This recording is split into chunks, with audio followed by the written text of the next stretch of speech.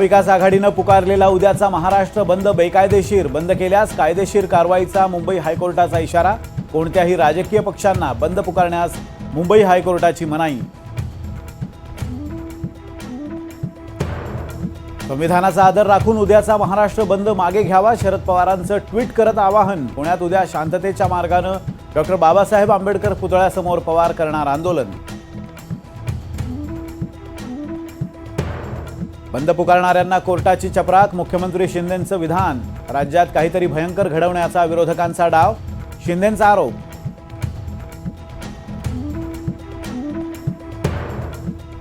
कोर्टाच्या आदेशाचा मान राखत काँग्रेसचं उद्या मूक आंदोलन। नाना पटोलेंची माहिती, तोंडाला काळीपट्टी लावून आंदोलन।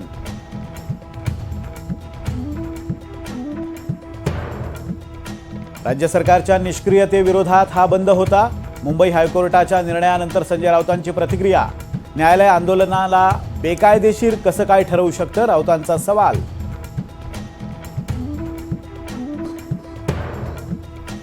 महाविकास आघाडीचा बंद हा राजकीय हेतूनं प्रेरित असल्याची न्यायालयाला सुद्धा जाण, चित्रा वाघ यांचा टोला। महाविकास आघाडीला महाराष्ट्र अशांत करायचा आहे, चित्रा वाघ यांचा आरोप।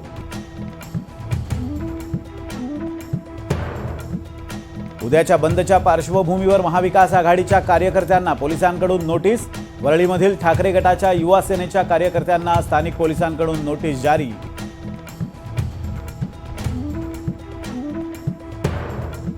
समरजित घाटगेंचा भाजप सदस्यत्वाचा राजीनामा, 3 सप्टेंबरला शरद पवारांच्या उपस्थितीत घाटगेंचा पक्षप्रवेश। जयंत पाटलांची माहिती।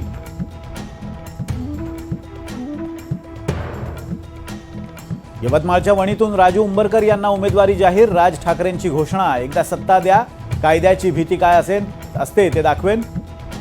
महिलांच्या अत्याचारावर राज ठाकरेंचं वक्तव्य।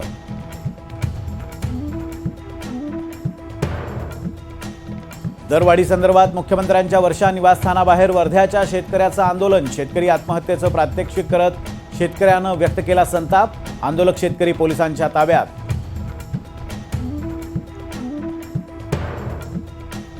अकुशल कर्मचाऱ्यांसह विमान उड्डाण केल्यानं एअर इंडियाला 90 लाखांचा दंड।